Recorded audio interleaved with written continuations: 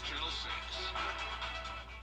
The live 5 for 6 Skyview Network, sponsored by Terry Lambert Hyundai.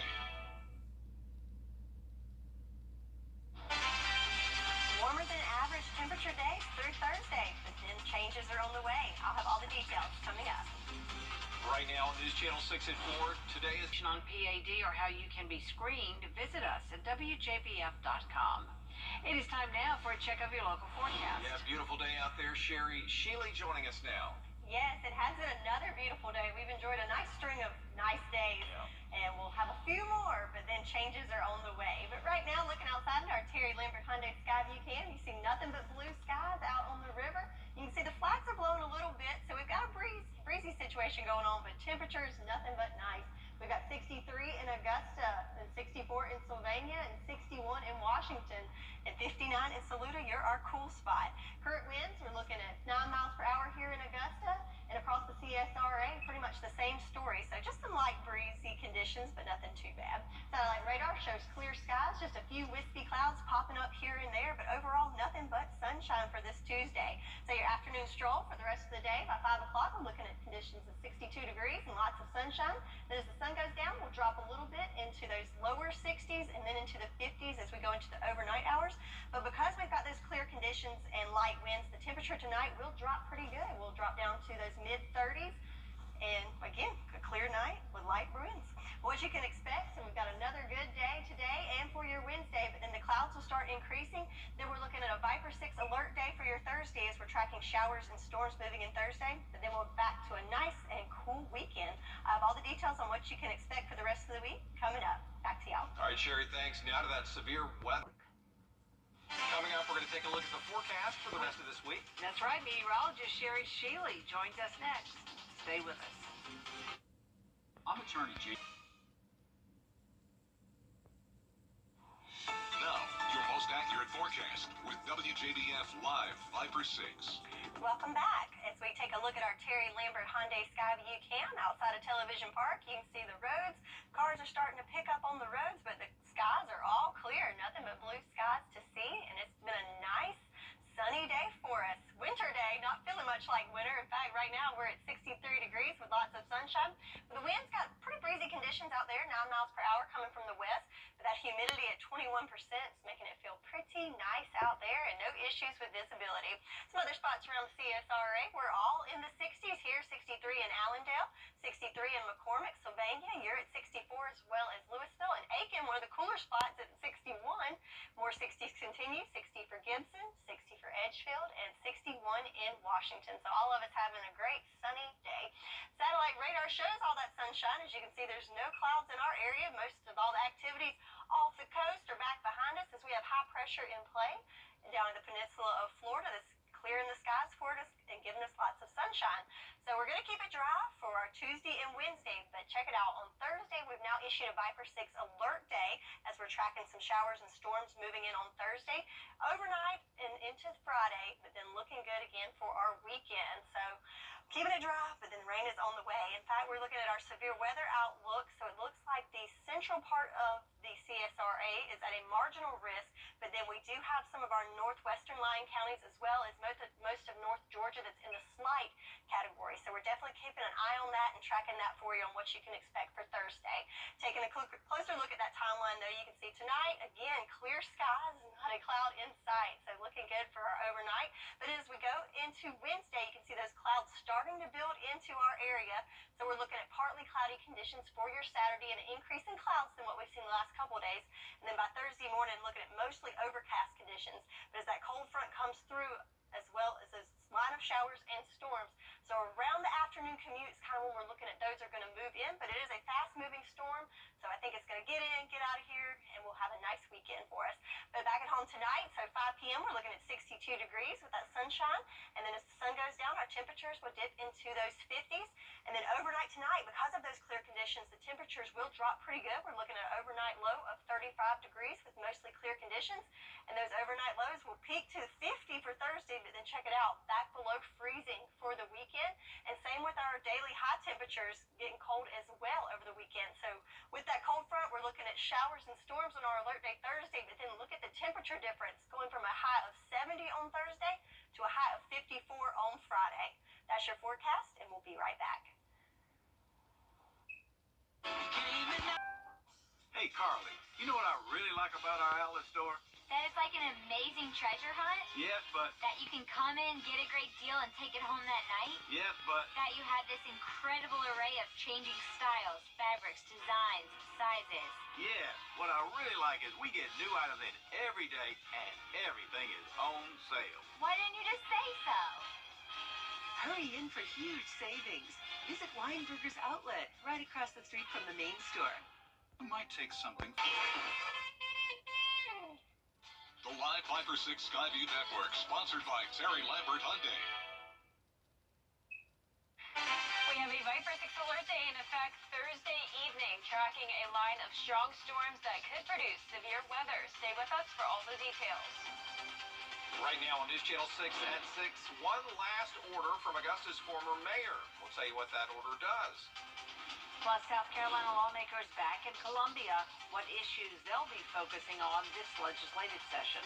And raising awareness about peripheral arterial disease, how it affects the African American community. As your News at 6 starts now. Live from Television Park, this is WJBF News Channel 6 at 6.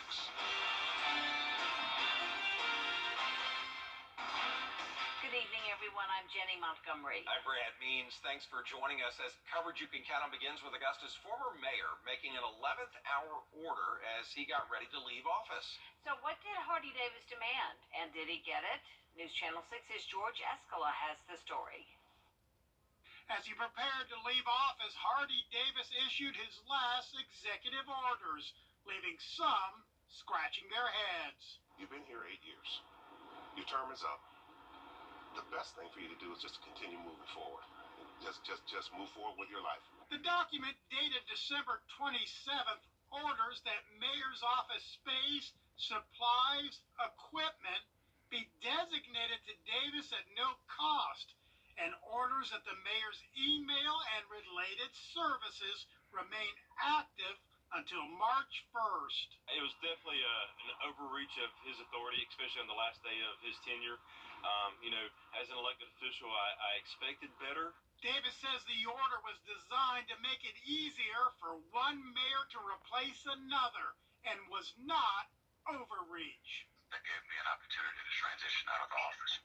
At no point was there any overreach. Strong words, but a bit out of place.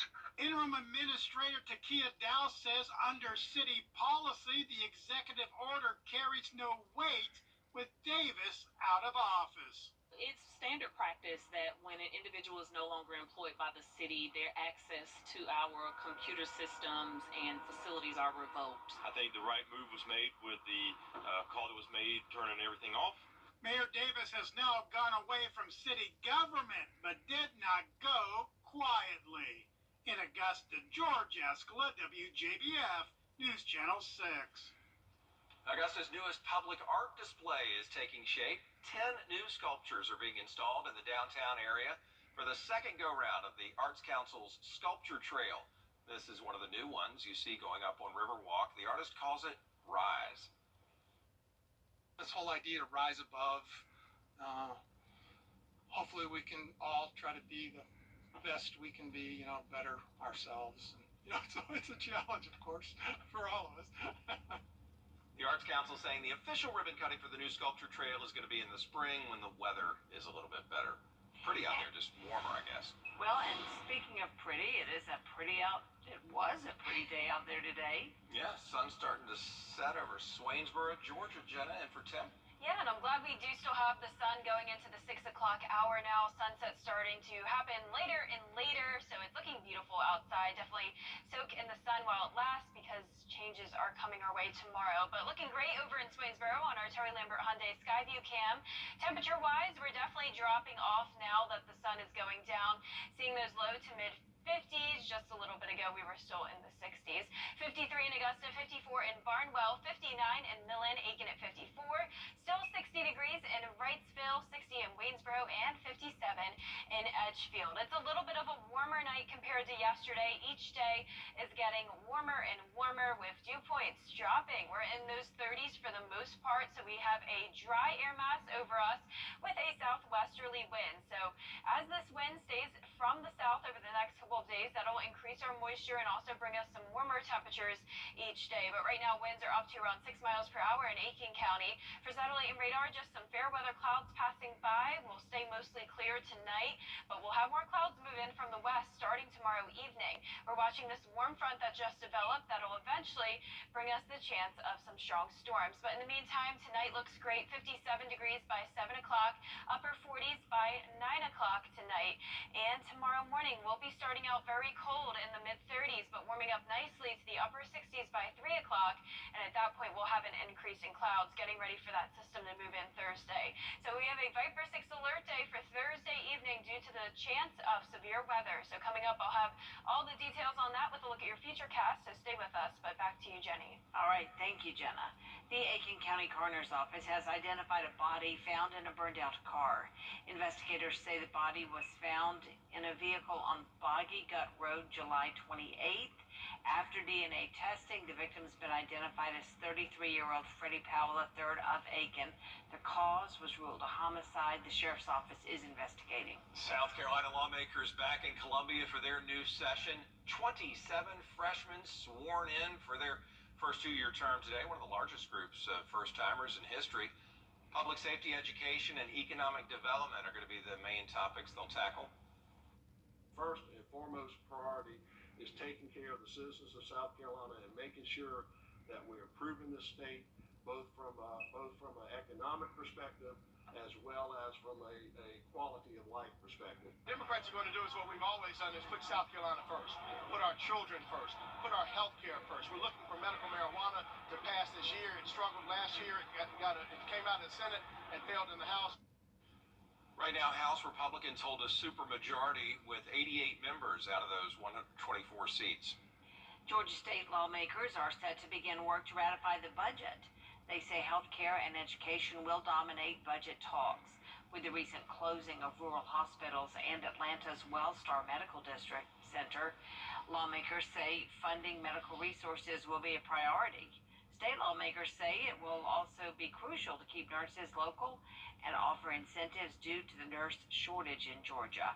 One new change this year will be to provide health care access to people getting out of prison and those below the poverty line. Excited that a plan to expand Medicaid, a Georgia pathway that we did 2 years ago, finally with the help of the courts clarifying, it's now more clear than ever that the plan we passed, Georgians First plan, is an excellent plan to expand Medicaid to able-bodied adults, but that are officially in the poverty range, under 100% of the poverty level. State lawmakers are also looking at policies to have several health care providers for Medicaid. Day 2 of the legislative session continues tomorrow. Peripheral arterial disease is a common disease causing reduced blood flow to the legs. It makes it tough to walk. It can lead to amputation. Doctors say poor social determinants of health, including food and housing insecurity, and PAD, disproportionately affect older black adults. It's PAD. We talked to Dr. Monique Bethel about it, one of the MCG researchers studying it, trying to find out how it might negatively affect the diagnosis and treatment of PAD in the black community. African Americans are diagnosed later on in the course of the disease, so they're more likely to have things like amputations or bad outcomes from it. And even once they're diagnosed, they often don't receive the appropriate treatment. I think it's important. Early intervention certainly is important with results in a good outcome or better than expected outcome. So I'm certainly in favor of that. For more information on PAD or how to get screened, just go to our website, Wjbf.com. Coming up, classified documents found in an office owned by President Biden. Why Republicans say the Justice Department is mishandling the situation. First, though, a look at what's ahead on News Nation. Coming up tonight on the show, a News Nation exclusive. That's the strong arm. More than just a bed. More than just a table and chairs. More than just a living room sofa. We know that furniture is just a small part of turning a house into a home. And we are proud to have spent the better part of a decade providing more for our customers.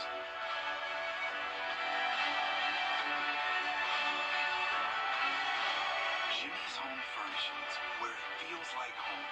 Grovetown, North Augusta, or online. It's a brand new year. Time to start with Milton Ruben Toyota. Oh yeah, fresh inventory is arriving daily. Lease a brand new 2023 RAV4 LE for $289 a month. Milton Ruben Toyota. All right, baby, that come quickly. Already helped thousands of injured people. The Justice Department is investigating how and why classified documents from President Biden's time as vice president ended up in a private office space. The White House says it is cooperating, but Republicans are pushing back. Anna Warnicki has that. In November, 10 classified documents were in one of President Joe Biden's private offices. The documents were discovered by President Biden's personal attorneys while clearing the space he used after he left the vice presidency in 2017. His lawyers say the documents were handed over to the Department of Justice and National Archives for review. This is a very serious situation. Republicans, including Georgia Congresswoman Marjorie Taylor Greene, are already blasting the Justice Department's handling of the situation. The fact that Joe Biden is in possession of classified documents when he was vice president signals that we need to have a serious investigation into this. House Republicans are calling for a congressional investigation into why the DOJ kept this information quiet for months, in contrast to the FBI's search of Mar-a-Lago in August. President Biden said during the campaign that he would be he would have the most transparent administration in America.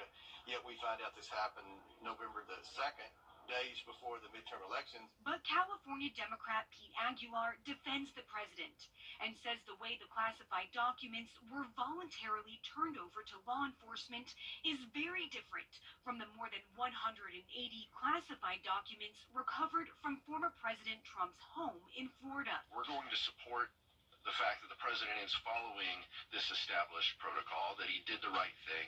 In Washington, I'm Anna Warnicki. And Jenna joins us now for a check forecast. Yeah, mighty nice day and night. Yeah, it was beautiful over the last couple of days. Tomorrow starting out pretty good as well, but as we go into Thursday, we have a Viper 6 alert day. We'll definitely have some heavy rain, pretty good chance of damaging winds as well. So stay with us for more details on that. Ready to develop. Now, your most accurate forecast with WJBF Live Viper 6. Good Tuesday evening. It was a beautiful day. We still have a little bit of light outside, and the sunset happened at 5:39, but already 15 minutes after the 6 o'clock hour, and still looking really nice outside. Just some fair weather clouds on our Terry Lambert Hyundai Skyview cam from the airport. 53 degrees as the temperature, so getting pretty chilly now with a south wind of 5 miles per hour, dew points in those low 30s. Now for satellite and radar, just those fair weather clouds. No rain tonight, staying mostly clear. High pressure is our dominant feature over the two-state, but we're watching what's happening out in the west. Notice this trough of low pressure with a warm front extending into Louisiana. We'll stay in the warm sector over the next few days, which will increase our temperatures and also give us the chance of some strong storms by later on this week. 81 in Dallas right now, 77 in Houston. More so those 50s and 60s closer to home in the East Coast. So notice a lot of low 50s across the CSRA, 52 in Saluda, 54 in Aiken and Barnwell, 53 in Thompson, 56 up in Lincolnton, and 52 to the west in Sparta. So tomorrow morning starting out cold, mid-30s, warming up nicely though to the upper 60s by 3 o'clock in the afternoon.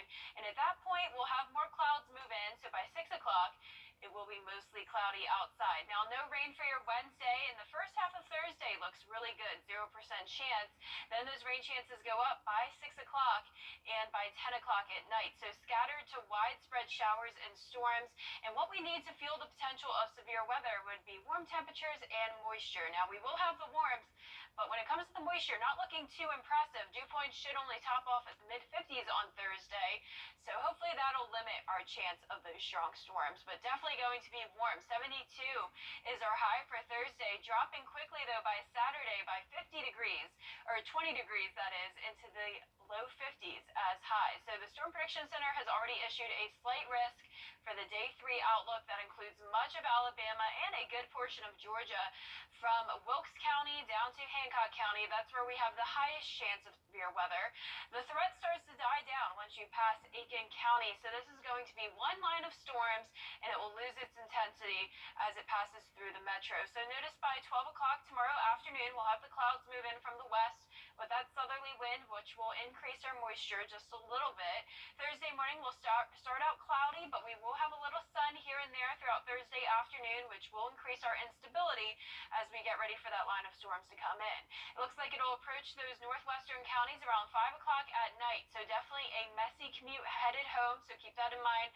7 o'clock Thursday is when this line will be passing through Richmond and Aiken County, and you can definitely see it losing its intensity by the time it goes through Barnwell down to the Swainsboro area, more so just a heavy rain concern.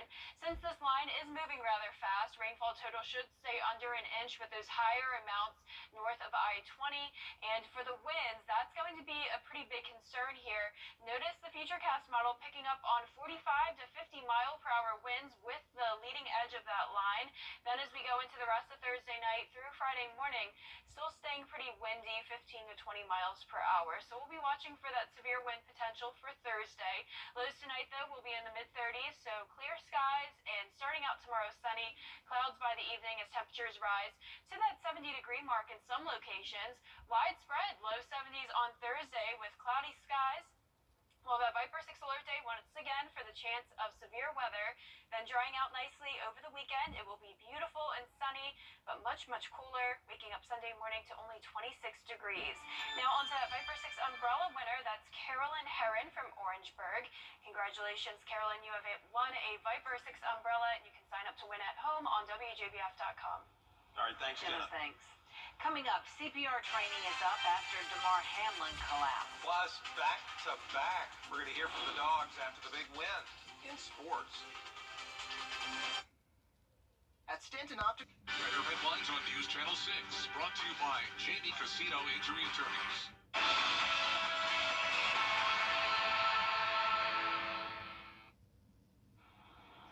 The Georgia Bulldogs are back-to-back football national champions. They beat the number 3 ranked TCU Horned Frogs by a score of 65-7.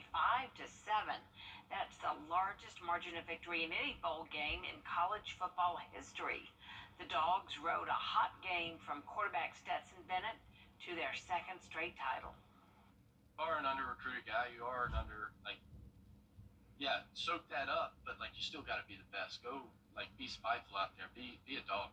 When you got a quarterback that can do the protections and check things and know what the defense is doing, but yet still beat you with your feet, you got a high-level quarterback. And people have slept on Stetson Bennett for too long. He needs an opportunity to play for a long time at the next level. Bennett's 6 touchdowns are tied for the most in a national championship game since Joe Burrow in 2020. Buffalo Bills defensive back Damar Hamlin back at home, largely thanks to the CPR he received on the field while he was waiting for medical professionals. Riley Phillips now tells us why everyone should learn CPR. Nicole Watts started Watts Care CPR in 2019. I previously was in the military. I worked for the federal government, and I felt like with all of my medical training and expertise, I wanted to do more and provide more for my community. Her mission is to help everyone learn CPR, something that could mean the difference between life and death. With everything going on right now in our communities and our schools, it is very important for everyone to know CPR, all the way down to mom and dad, before, even before birth. After NFL player Damar Hamlin collapsed during the Bengals-Bills game last Monday, her phone has not stopped ringing. Before the new year, I was seeing maybe 20, 30 people at a time. Now we're getting calls back to back to back. Health officials say the quick thinking of EMTs on the field to start CPR and use an AED played a huge part in saving Hamlin's life. Watts says that quick thinking is something she teaches in her courses. The basic life support realm, we do learn a lot about teams, being on a functional team, being on, that team that actually communicates clearly. You know what I'm saying? So it's all has to do with the team, and they really did act like a good team on Monday. They did. Whether it's on a sports field or just walking through a store, Watts says anyone can learn CPR and make that life-saving difference. I do really encourage people, not just because they've seen it on television, but just know that you can save someone else. You know, you can have the skills to save someone else as well. It sounded like a big help. It's a brand new year. Time to start with Milton Ruben Superstore. Oh yeah, fresh inventory is arriving daily. Have plenty to choose. Every make and every model, price to move. Make a fresh start today. Milton Ruben Superstore. It's the January clearance event at Weinberger's, and we're saying goodbye to our top quality sofas and sectionals. I'm gonna miss you so much. Tables and chairs. See you later. Wing chairs and buffet tables. Sayonara. Top quality brands. Nice knowing ya. Accessories and more. Gone. Everything must go. Tons of in-stock merchandise ready for immediate delivery. Can you save on every in-stock item at all 3 locations? Yes, you can. I'm a hairdresser. The CSRA's favorite news app is now even better with easier access to local news, weather, and streaming video. Download the News Channel 6 mobile app. Well, tonight is your chance to test your luck and grab a lottery ticket. The Mega Millions jackpot sits at $1.1 billion. This prize is now the 3rd largest in U.S. history. Game officials say the odds of winning are roughly 302 million to 1. You have until 10:45 tonight to get your ticket. Going to be a big one, and we'll have the drawing right here on News Channel 6. Yeah, a lot happening weather-wise this week as well. We have a Viper 6 alert day in effect on Thursday. Temperatures are warming up 72 degrees, then dropping by 20 degrees on Saturday. Highs only in the low 50s. Lows will be well below freezing at 26 for a Sunday morning. Mostly sunny at that point. Partly cloudy into next week, then very cloudy with a few showers around pretty much all of next week. All right, thanks, Jenna. And that is our report for now. Thank you for watching. We're back at 7 o'clock right after World News Tonight. And then we'll see you again for News Channel 6 at 11. Have a great evening, everyone. Good.